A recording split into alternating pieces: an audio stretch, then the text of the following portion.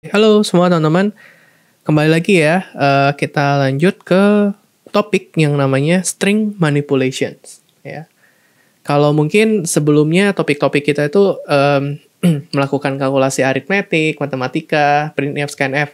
Mungkin kita nggak terlalu banyak bermain dengan string. Nah kali ini kita bakal ngelihat sebenarnya untuk bermain dengan string itu sebenarnya butuh apa aja sih kayak gitu ya. Nah kita lihat.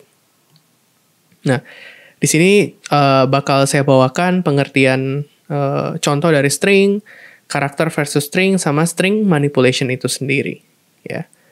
Nah, kalau string itu sendiri, ya teman-teman bisa lihat di sini. Ya. Pada saat kita melakukan inisialisasi, yang biasa kita lakukan kan seperti ini ya, teman-teman ya. Ini inisialisasinya. Nah, somehow untuk opsi pertama dan opsi kedua ini, ya, itu pada saat kita melakukan inisialisasi sesudah declare array of character itu error gitu. Nah, kenapa bisa error? Karena untuk melakukan inisialisasi after melakukan deklarasi array of character itu memerlukan library tambahan gitu ya. Makanya untuk melakukan hal ini nanti teman-teman membutuhkan suatu fungsi yang namanya string copy.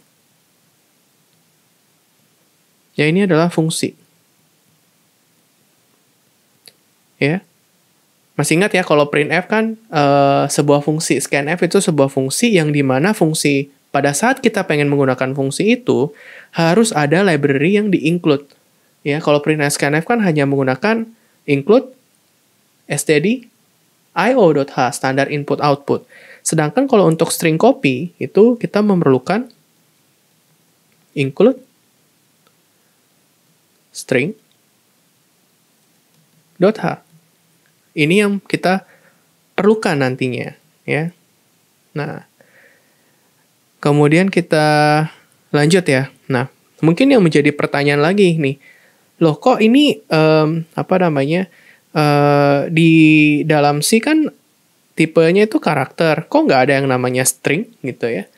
Ya, kalau di C itu sendiri string itu nggak dikenal gitu ya.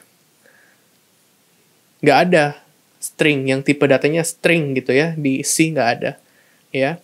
Tapi kalau di Java, teman-teman belajar Java itu ada string. Nah makanya untuk membuat string bisa diakalin dengan array of character. Oke? Nah, teman-teman bisa lihat ya, kalau di dalam string ya, ini lanjutan ya, kalau lanjutan dari array ya, teman-teman bisa lihat. Di sini kalau dia karakter, kalau karakternya hanya A, ya udah dia hanya A. Oke. Tetapi kalau string ya pasti selalu elemen terakhirnya itu ada ini. Ya. Ya, ada satu space yang keoccupied ya. Jadi pastikan teman-teman pada saat memanggil array of string gitu ya. Array of character, pada saat teman-teman specified besarannya pastikan ada satu space yang longgar gitu ya, karena array yang paling terakhir, memori yang paling terakhirnya atau indeks yang paling terakhirnya itu keoccupied. Oke?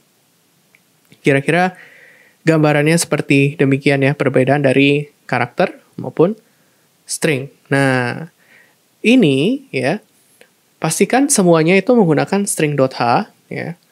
Terus ada namanya fungsi string len. Jadi pada saat orang mengisi suatu inputan gitu ya, atau array of character, kita bisa menghitung tuh panjang dari value dari karakter tersebut.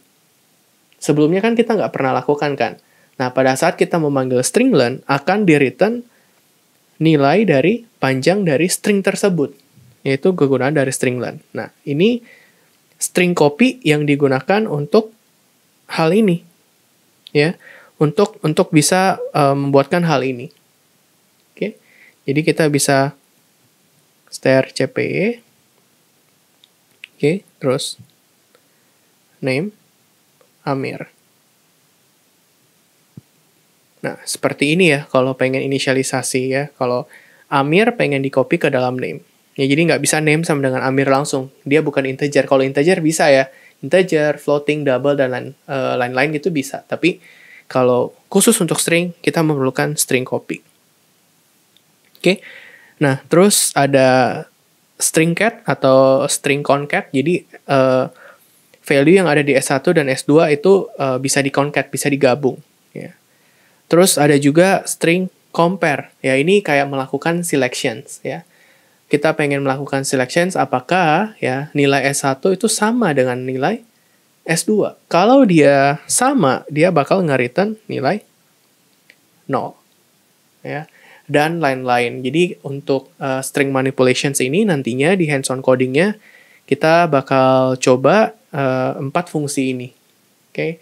Tapi kalau teman-teman pengen explore lebih jauh nih, kira-kira ada apa lagi nih di dalam string manipulation, teman-teman bisa coba googling, kira-kira ada apa aja. Kayak gitu. Tapi yang bakal cukup sering kita gunakan nantinya, itu adalah 4 fungsi ini. Oke.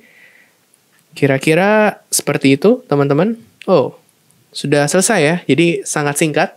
Jadi semoga teman-teman mendapatkan pengetahuan yang baru untuk string manipulations ini, dan semoga ilmu ini bermanfaat buat teman-teman dalam menyelesaikan tugas-tugas yang ada. Oke, sekian dari saya dan sampai ketemu lagi di video yang mendatang.